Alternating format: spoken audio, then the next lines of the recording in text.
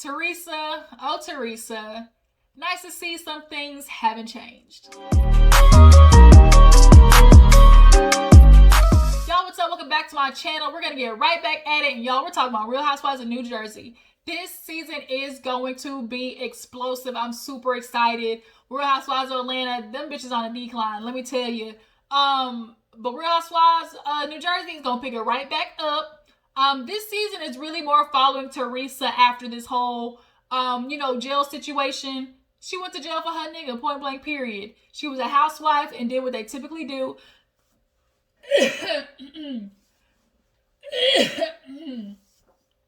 Sorry, y'all, it ain't the Rona, I promise. Just look, something in my throat. But nonetheless, Teresa was one of those regular housewives that stayed at home and her man took care of the finances. But let this be a cautionary tale.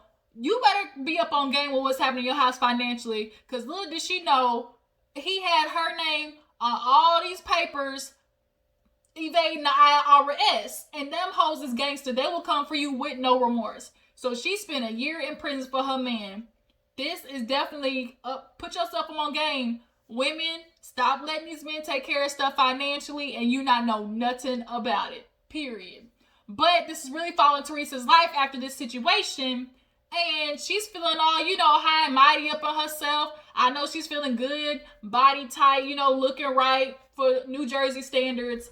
And she's out there, so she feels like, shit, I feel good. I'm gonna start, messing up everybody else's life, because mine's been messed up for the past decade. And she's causing real havoc right now and refuses to acknowledge it. But that's just Teresa. She's been doing that from the beginning, and that's why we love to hate her, hate to love her. So yeah, let's go ahead and get into the review. So the episode opens up with Jackie and Teresa. Teresa is going off, you see you next Tuesday, you da. Boy, they was bleeping that hoe. And Margaret's like, wait, what happened? What happened? And Jackie's like, I told her, I heard G was snorting coke in the bathroom. Is that not the same thing? Margaret's like, oh no, what happened? Her accent is so funny. She said, no, we can't do that with Teresa. Her daughters, they're off limit. Everybody knows family is typically off limits when it comes to these like housewife shows. That's just kind of like the baseline rule. In this situation, that shit goes out the window, because bitch, you came for me first. You talking about my husband allegedly going out at the gym and cheating on me, and you went and spread it around a party, not just any party, but his party. Like, for real? So it's not like Jackie came after her daughter. She legitimately asked a sensical question. But the problem is, Teresa's slow. She worked on the level of, at the most, an 8th grader, 9th grader on a good day. And for her to not get this analogy of, that was something damaging that you did that's going to cause after effect in my home, especially with my kids. So if I were to know something based on what somebody else said and spread it, even though I do not know if it's true or not, your daughter would have an effect from that happening.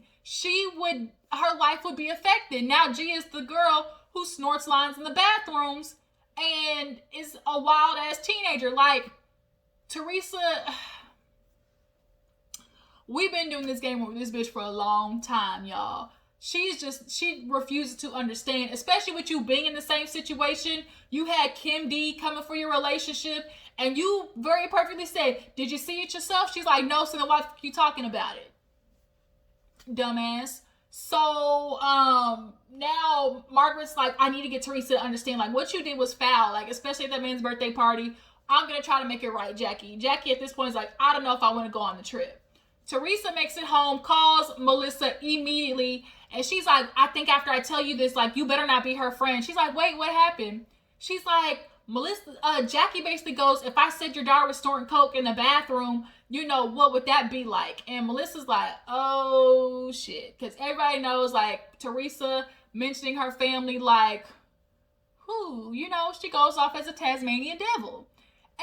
And Melissa, knowing Teresa, I can appreciate, and her confessional was like, I know Teresa, and I know Jackie. Jackie didn't just outright call her daughter a booger sugar doer. Like, there was something lost in translation. And a lot of these women know Teresa, which is why they're trying to get her to understand, bitch, what you did was wrong. And watching her not take accountability for it, these girls are just like, is it worth the headache? So, Melissa, she actually ends up talking to Jackie after that because they're all getting ready to go on the trip. And she's just like, Teresa's like, that bitch, I'm gonna ride her like the whole, trip. How dare she say something about my daughter? That's not fair. And Melissa's like, well, I mean, you said something about her relationship, Teresa. She's like, but that's not the problem. If you're a strong woman, I know most strong women, they want to know about if their man's cheating. She must be weak. And it's like, what does that have to do with anything? Like, it's not about not wanting to know if my husband is cheating. It's, bitch, if my husband is cheating, firstly, you come to me. Secondly, you come to me with proof. Emphasis on with proof. Unless you're her best friend, which you're not, and you are hearing it around town, that's when you have to debate yourself. Do I let my friend know that, okay, there's a little bit of, murmuring going around. I don't have proof, but I just want you to be safe. I want you, to check your home. But you don't have that relationship with her, and you clearly were doing it on purpose because you're like, I didn't spread it around. I didn't make the rumor. I wasn't spreading it. All I did was tell my friends and family. Bitch, that's how it starts. Like, Teresa, y'all, I swear, I could not be friends with her. So Dolores goes over to her mom's house, and they're talking outside, and the mom's just talking about how, like, she's a grandma.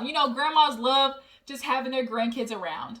And she's talking to Dolores about, David, her man, and how he did not like the fact that she went and got this work done without him knowing. And the mom understands, like, Dolores, you could have told him. Because at the end of the day, had something gone wrong, like, that would have been a shock to his system. But she's like, well, shit, if he don't want to commit to me, why am I, telling him everything done with me? He's thinking about it from a surgeon point of view and not from a personal, emotional point of view. Dolores felt like she wanted to fix herself up, get her booty right, her tummy tight, and look good. Like, he's like, she didn't need it, but like, she felt like she needed it. So that's what's important. So the mom asks, are you happy? She's like, are there some issues with communications? Yes. But she's definitely one of them old school people, and being at her age, she's like, he's there. He's not a beater. I know he goes to work and comes home, so there's comfort in that. There's comfort in not knowing, the unpredictable, not standing on unshaky grounds. Granted, this man can have a legit conversation when it comes to feelings and how Dolores feels about not having a ring.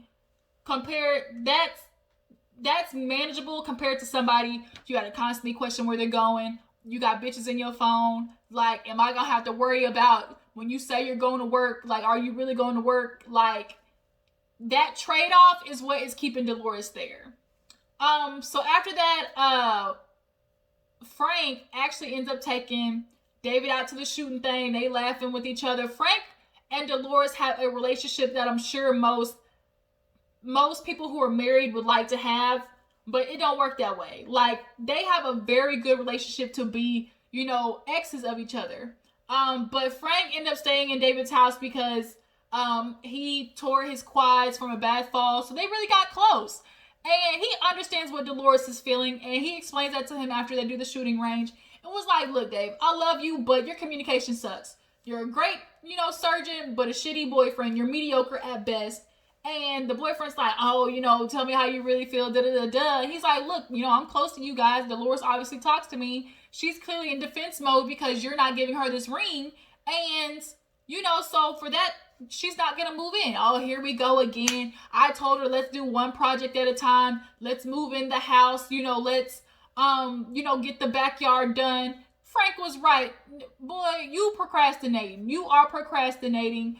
What does you getting the house done and you getting the backyard done have to do with proposing to Dolores? Just because you propose doesn't mean you got to immediately start planning a wedding. I don't think Dolores is really honestly like to the point where she's like, I got to plan a wedding immediately. Like, that's not Dolores. She just wants to know, bitch, you going to be committed. Like, am I wasting my time? And the fact that you're not giving her that ring is really making me look at you like side-eyed with my good eye.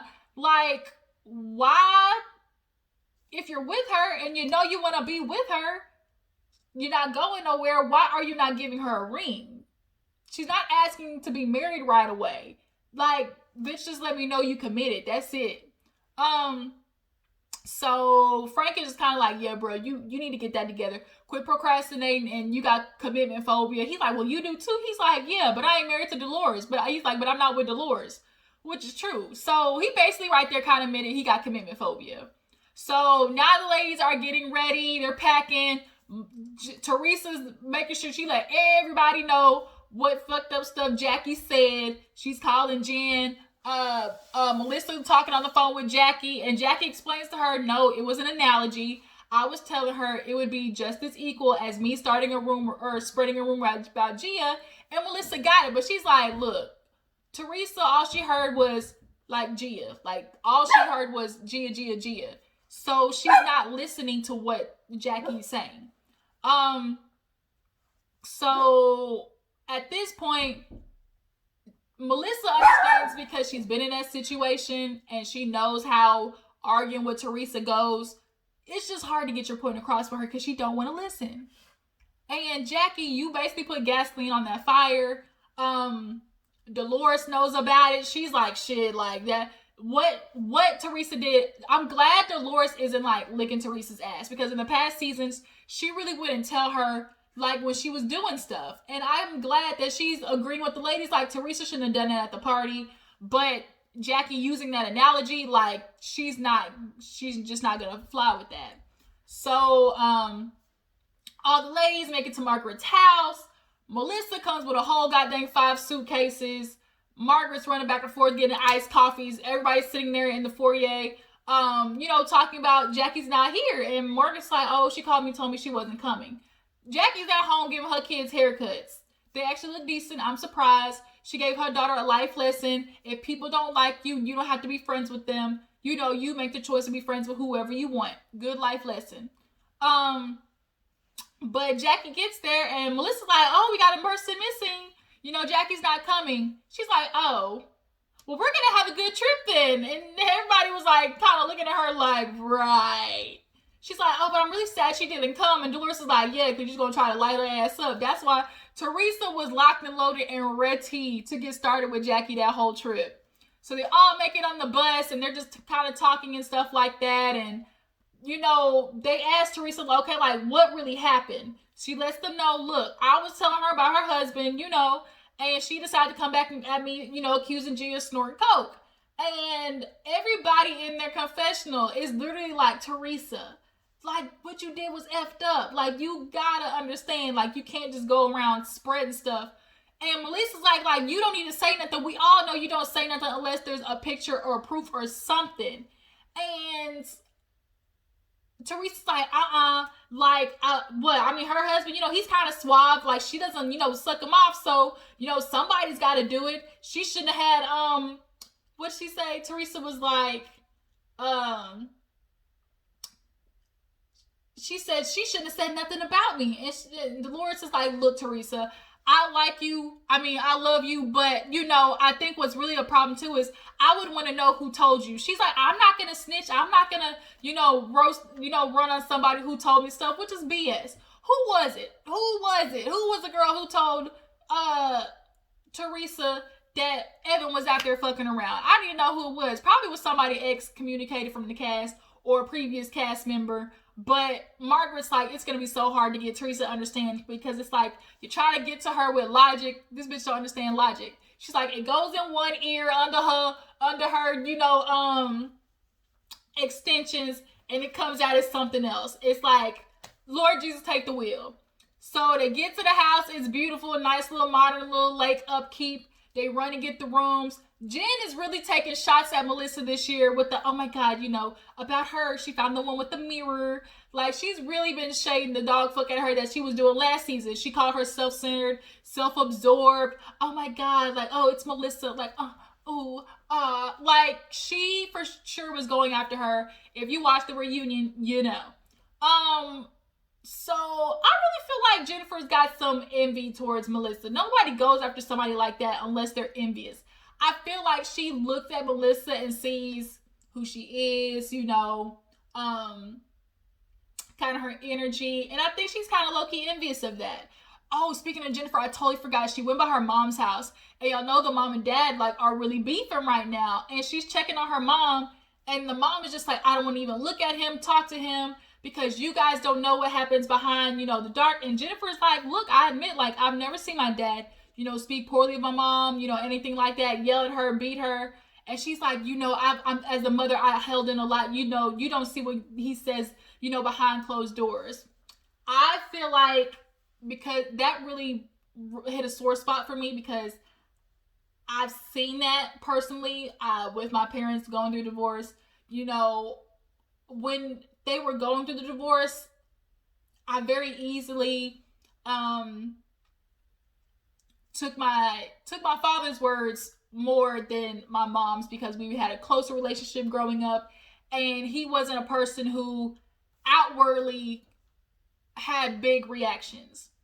So somebody who does have big reactions, you pay more attention to that, not knowing behind the scenes they're getting gaslit, they're getting, said stuff.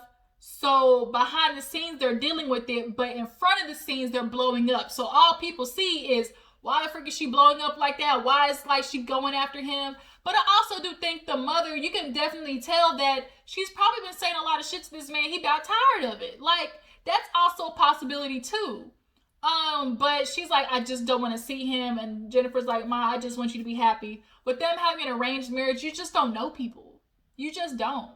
So I kind of felt for her in that moment, but I can also tell the mama, like, Mama, you ain't innocent either. Like, both of y'all play in this big time. But nonetheless, back to the house.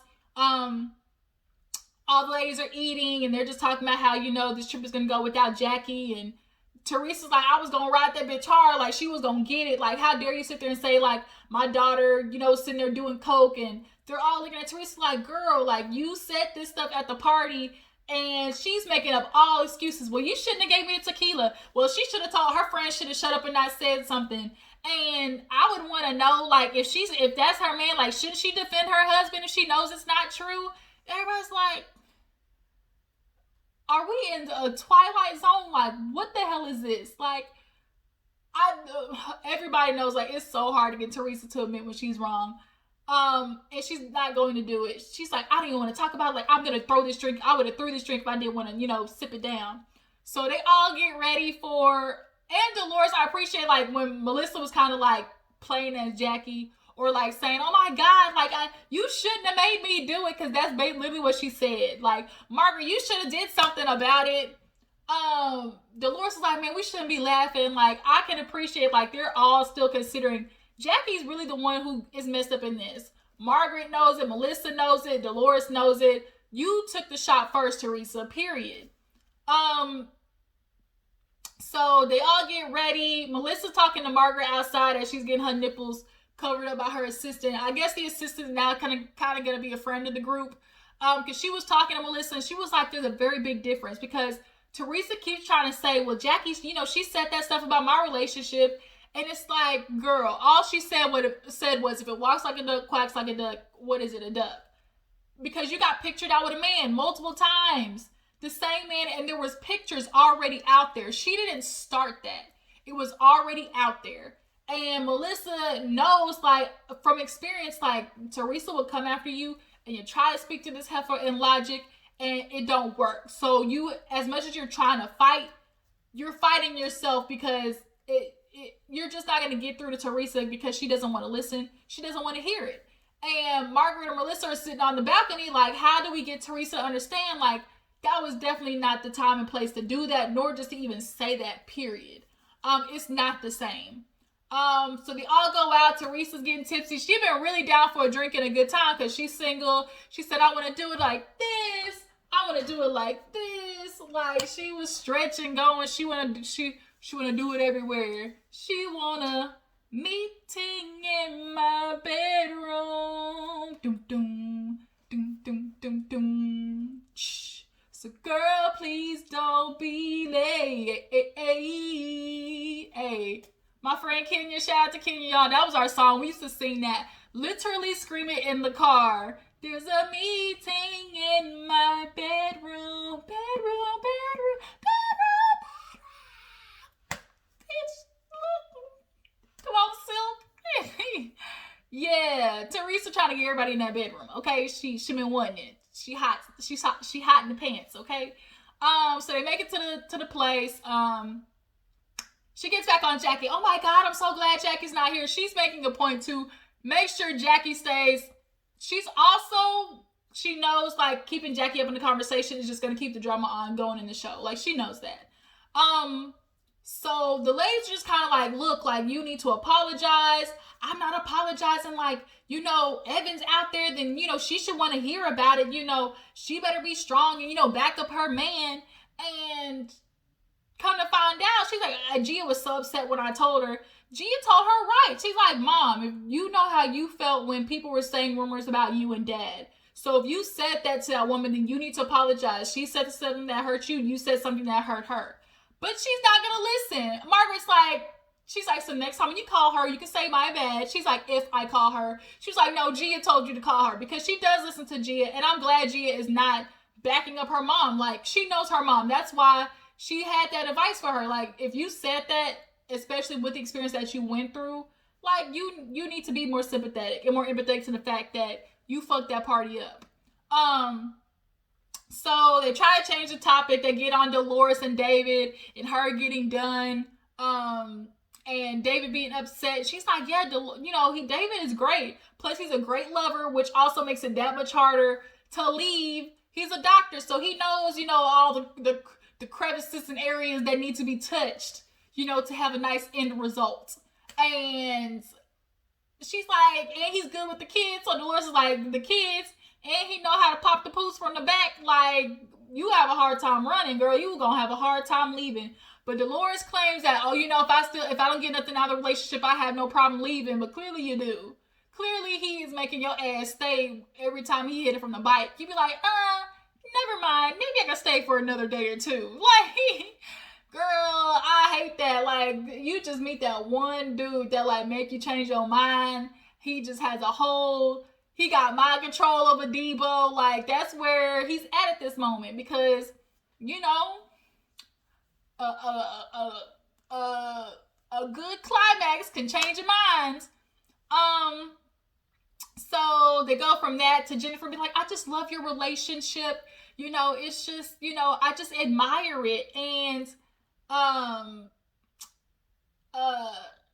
Teresa goes back to Jackie. She's like, oh my God, we're just having such a fun time because Jackie's not here. Everybody's like, oh my God, like she is gonna keep this shit up. So it ends up getting broken, break of silence because Melissa's like, Jen, your nipples is showing. She's like, all for you, baby. All for you, baby. She's rubbing it like a genie. And the ladies is like, Margaret's like, well, it's good to see that you guys, are kind of getting along. And Melissa kind of makes a joke back at her. Oh, I'm not being self-absorbed this trip. And she's like, no. She's like, you know what, you are, you love yourself, but she's like, I wasn't doing that to be rude. She's like, no, you were rude. You were coming for me at the reunion. Bitch, you was pushing it. And finally, Jennifer acknowledges like, yeah, I was coming for you and I was saying some stuff. Because the flashback show, I do not like Jennifer. I did not like her and I do not like her. She is very inappropriate. I can't stand her. She's borderline like Teresa. She can apologize, but it really takes her a minute to get there.